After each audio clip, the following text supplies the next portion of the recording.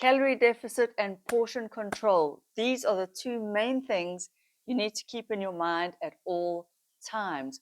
Also, preferably, don't drink your calories. Try your best to have very little milk in your tea and coffee. Stick to sparkling water or water when you go out. Coke Zero, Sprite Zero, anything sugar-free with very little calories if you can. Obviously, sometimes you're out, you want a cocktail or something fun. Count that in your calories for the day. Always, always, ladies, always remember to include your liquid calories in your daily calorie count. There is no one diet that is preferable to another diet. It doesn't exist. There is no perfect human diet. In fact, I've just finished reading that book, Burn, by, what is the guy's name? I'm going to say Herman Ponce, but I'll put it on the screen here. That book busted so many diet myths. I already knew that most of these were diet myths, but that book really did bust them. At the end of the day, humans have adapted to be adaptable. That is why we are the apex of all the creatures. I mean, humans have also evolved in different parts of the world. So some humans are adapted to eat more fat. Some humans are adapted to eat more fiber. Some are adapted to eat more of this, that, or the other. It really depends where your ancestral heritage came from, but we are adaptable. So there is no one diet that is the right diet. There's no one diet that is perfect for all humans. And there is no diet that is the perfect diet for weight loss. If you look at all the studies, and I highly encourage you to follow Bio Lane, Dr. Lane Norton, he looks at the studies. And if you look at calorie controlled studies where they are in a caloric ward, what is it called? A weight loss ward. So they have the people on strict diets where they control for calories. So they'll have a high fat diet and a high carb diet, calorie controlled, where they equate the calories. People lose weight at the same rate on the different diets. So it really does come down to calories in, calories out. And I know people hate to hear that. They hate it because we are not machines. And I know we are not machines. But what makes it very complex is that for us human beings, the calories out part involves all our bodily processes, involves all our hormones, involves our health, how much muscle we are carrying. It involves a lot. And so, yes, it is hard to measure the calories out. It's a lot easier, not perfect, to measure the calories in. But once you get to know your body and you start to just track the calories coming in, you will see very quickly if that is leading to weight loss. And if it's not, you're not in a calorie deficit. That is the part that is simple. Who can track exactly how many calories you expend in a day? I don't think anyone can track that. But it's very easy to track what's coming in, well, a lot easier. And you don't need to track it every day. You don't need to get obsessed. But the secret lies in taking in just a little bit less. And if you do that over a long enough period of time, take in a little bit less, more days out of the week than not, you will lose weight. The speed at which you lose weight depends on how much of a deficit you are willing to put yourself in. But ladies, ladies, ladies, please don't crash diet. Don't do it. It is not worth your health and your mental state to crash diet, then to binge eat and go back up, and then to crash diet again, and then to binge eat and go back up. Please rather do something in moderation. Consistency, slow and steady wins the race with any kind of diet or exercise program. I'm telling you, it's not worth your mental, obsessive anxiety, whatever it is, to do this crash and then binge. So I really am all about doing it in a healthy, sustainable way. But yes, I know sometimes there is an event in 2 weeks' time, in which case, yeah, you can kind of do a little bit of a mini crash. But then what I find is you will be a lot more hungry afterwards and you'll want to binge eat. And we've all done it. It's also okay. You mustn't beat yourself up. I've said it before, I'll say it again. Don't feel guilty. If you binge eat, please do not beat yourself up and feel guilty over what you've just done. It's a normal human reaction. Remember, our bodies are wired to drive us to eat. That is how we survived all those years ago when we didn't have supermarkets and when we didn't have highly palatable, processed, delicious food. But now we do.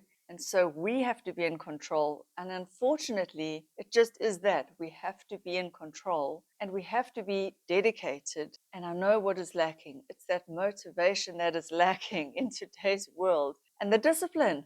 The discipline is lacking. So if you can find a way to keep on re-motivating yourself every day, to remind yourself to have that discipline every day, and not every day is perfect, that's okay, but keep on keeping on. That is the secret sauce. It's right there. Just keep on keeping on. Never stop, never give up, never slow down. Okay, you might fall off the bandwagon. It's normal.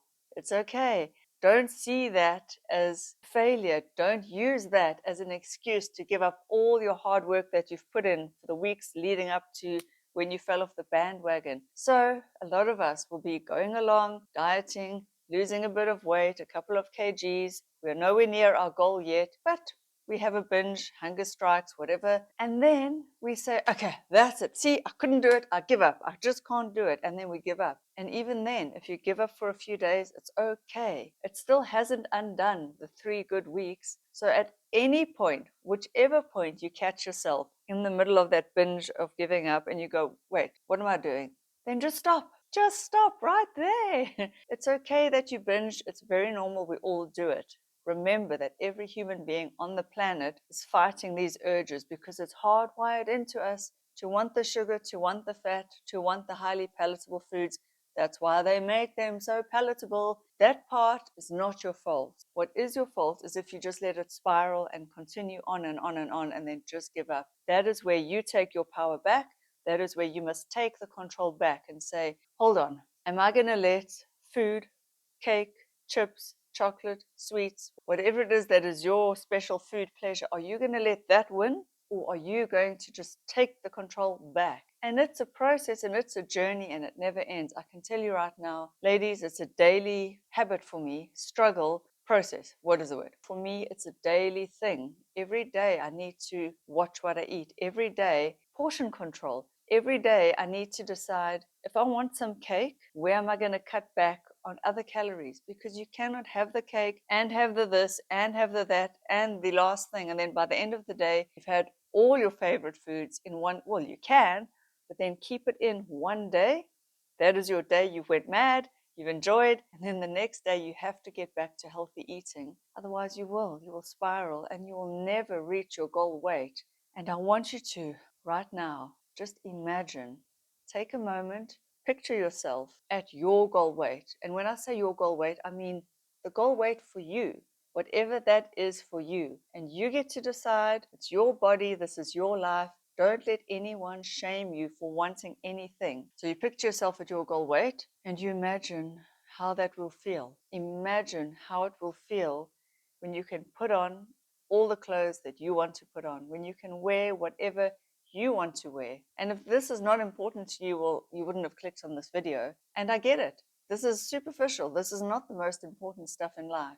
But for a lot of us women, it does count. And don't let people tell you you are vain for wanting to lose weight, because society does place a huge amount of importance on a woman's weight. I hate that it does. It's the reality. And I just want you to know that it is reality and you are not wrong for feeling like you want to lose weight. There's a lot of body positivity going on.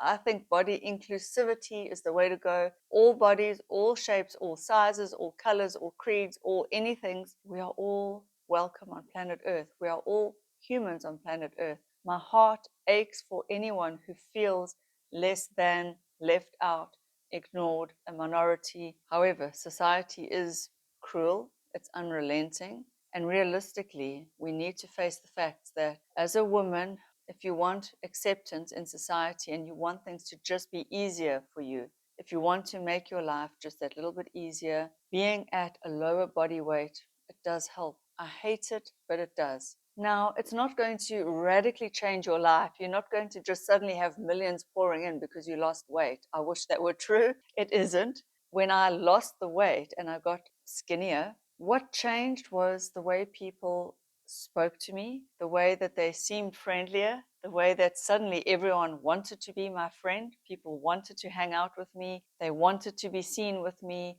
They all wanted to know what I was doing. People want a piece of you when you look a certain way, but nothing external really changed. I mean, it's not like I went and earned more money. I mean, I had the job that I had. You know what I'm saying? I didn't go and change career paths. I didn't suddenly become a model, although once I was mistaken for a model, which that just shows you when you're young and you're slim, that's possible too. And that felt very good as a compliment, but okay, it didn't change my life either. But what you will get is people do treat you better.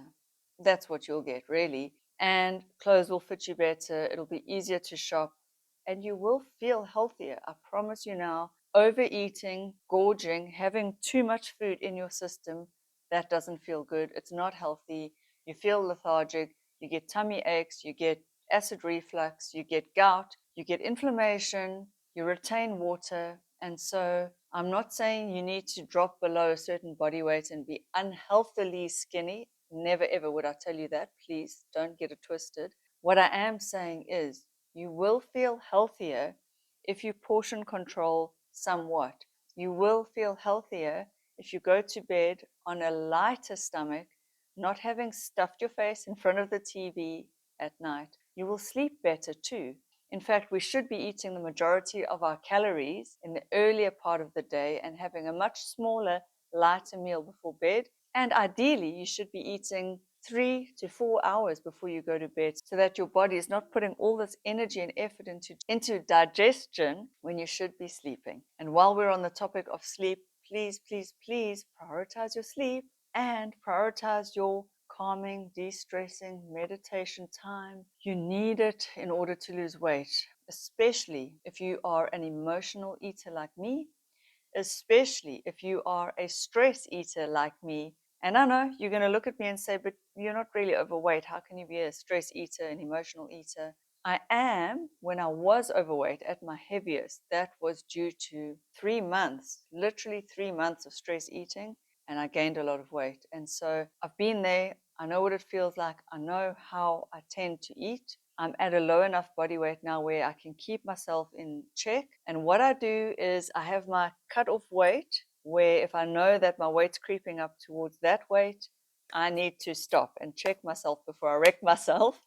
And that in my mind, that's a bar that I know if I go over that, I'm just going to snowball. And I could very easily, believe you me, gain the weight back. My body is not naturally thin. I'm not naturally slender. I've learned how my body works. I've learned how it responds to certain foods. I have learned my food triggers. For me, the thing that always triggers me is cake. And I encourage you ladies to find what your food triggers are, the foods that you just cannot stop eating, and then moderate them, portion control them, watch yourself around those foods. Allow them because you don't want to feel so deprived either, which is another huge point. If you feel so deprived that you're just miserable, you are going to start craving and craving and craving and craving that particular food. And then you're going to buy the cake and just eat the whole cake, which I've done before as well.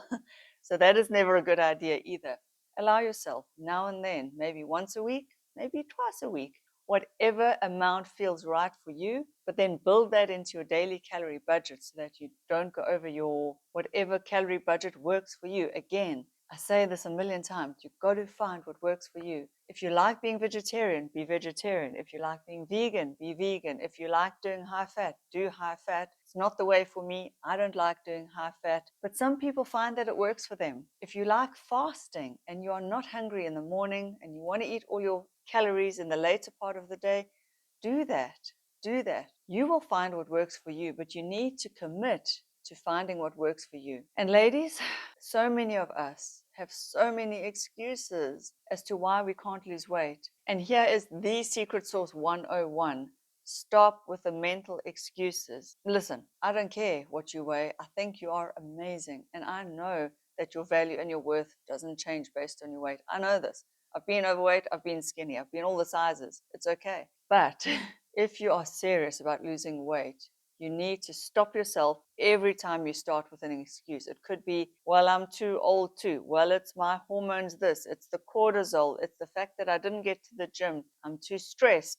I'm too busy right now to focus on weight loss. I sit all day long at my job, so I can't move around. I can't lose weight. All of these excuses, they may be true and valid, but are they helping you? Are they actually helping you to lose weight? Is this narrative in your head helping you, or is it hindering you? The only hormone that I have found through all the reading and all the research that I've done that can halt your weight loss a little bit is your thyroid hormone. So if your thyroid hormone is too low, please, please, please get that checked out, get it fixed, get onto thyroid hormone. That's an easy fix. You go to the doctor, you do the blood test, he puts you on thyroid medication. That is it. It's very easy. It's not complicated. So don't complicate it. It's very rare that it's all the other hormones that is causing your weight loss to stall. You may find you need an endocrinologist, but that is like the rare percentage of the population who actually needs hormonal help. If you're in menopause or perimenopause, you may want hormonal help there so that you can feel better, so that you can do the things you need to do to lose the weight. But it's not the hormones themselves that are halting your weight loss. If you were in a metabolic ward,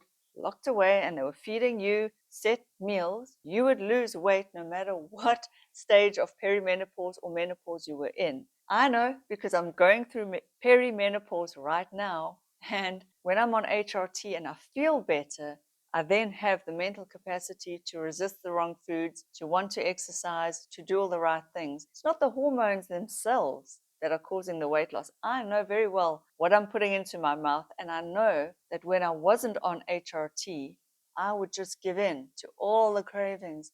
I would just lie on the couch. I would feel depressed. I was weepy and emotional and just felt like giving up on life, just felt like, what is the point? So I know it was me overeating that caused me to gain the weight. It wasn't the hormones. Sure, the hormones might have caused me to feel like shit. And so that is where I think if you need HRT, try it. Just try it. And for the younger ladies, if you are young, I would urge you, please don't let yourself spiral out of control and gain a lot of weight. The reason I say this is not because it makes you a bad person, but because of the loose skin. Remember, when you are young, your skin can bounce back, but if you keep gaining weight and you lose weight at an older age, you are going to be stuck with a lot of loose skin, and there's not a whole lot you can do about loose skin. And that is something I think most people would just rather not have to deal with. So just real talk, no one wants to deal with that. But look, it's a fact of life. If you are overweight, don't stall losing the weight just because of some loose skin. Surgically, you can deal with it at a later stage. So also don't let that stop you losing the weight. If you feel very shy or anxious about going to the gym, but you do want to get more movements into your weekly routine, start by going for walks. Start by dancing around your living room. Start by doing lots of housework. Start by just using little dumbbells around your house. There's so much you can do without going to gym. But if you want to go to gym, just do it. Don't let that anxiety hold you back. Remember that everyone who's at the gym was a beginner at some time. Everyone there is there because they are on some kind of health or weight loss journey themselves. A lot of them probably did lose some weight or had some weight to lose at some point. And you'll find that a lot of people at the gym are also not in the best shape either because they are human beings just like you. They are there also trying to lose weight. And you just need to give yourself the grace to go there and to start, to be a beginner. Give yourself the grace to look foolish. It's okay. It's okay. I would also highly encourage you to journal. Journal about your weight loss, your food triggers, your emotions. Use a journal just to self-soothe as well. So if you're wanting to reach for food late at night, grab your pen and paper, your journal, or voice note to yourself and talk yourself down from the ledge. So track your calories, write a poem, write something to yourself, whatever it is that helps you to resist eating in that moment.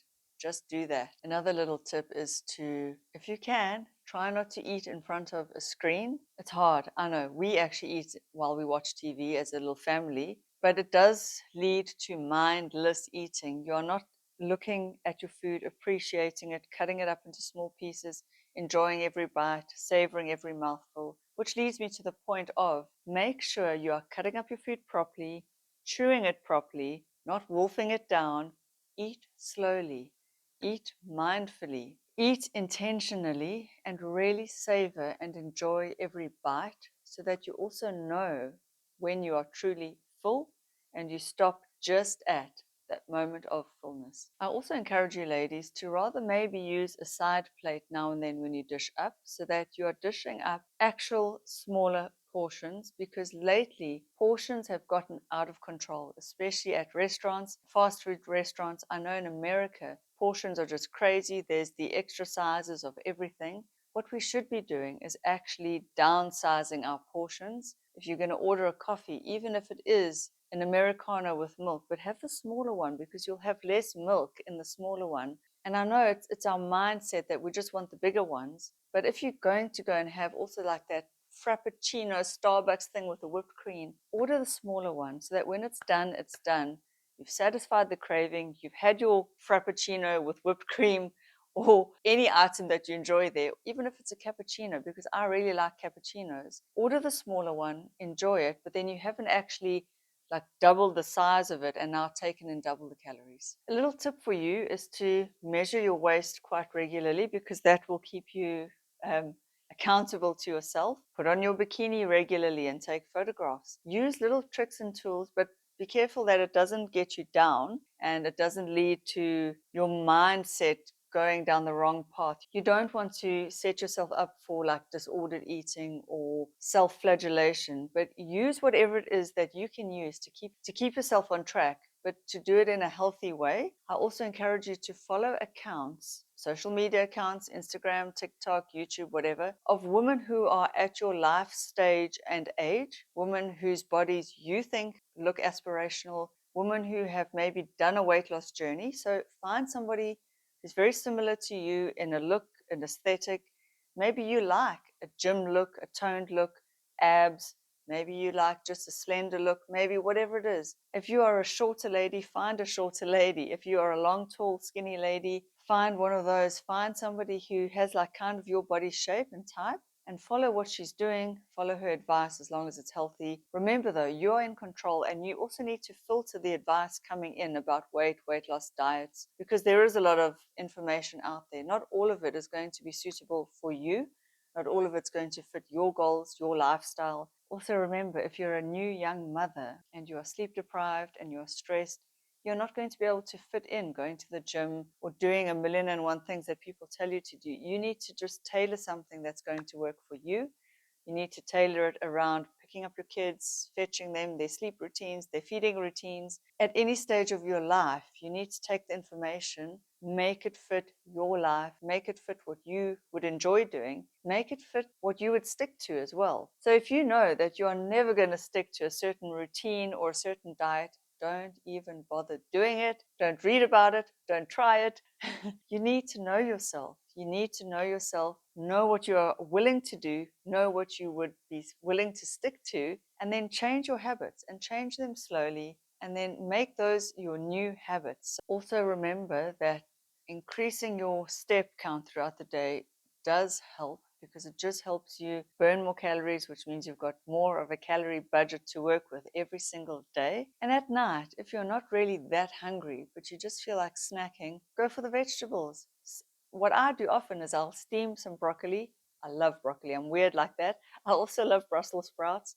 I find they've got like a savory taste. Find something that's that meaty, savory kind of taste that feels like a full meal, something that will fill you up. So like quite a bit of broccoli is quite filling without too many calories. Eat that, satisfy your craving for something salty, something savory, and you don't actually need a full meal at every mealtime. You really don't. It's also perfectly okay to skip meals. You really don't have to have breakfast, lunch, and supper. You don't have to do 3 meals a day and 2 snacks. You don't have to do what anyone else is doing. You must do what feels right for you, and you need to hold yourself accountable. Every day, you need to look yourself in the eye, in the mirror, and you need to decide what you are willing to do today. And manage your bandwidth and manage your energy. Because we have some days where we've got that energy to tackle the diet, to eat healthy, to go for that walk.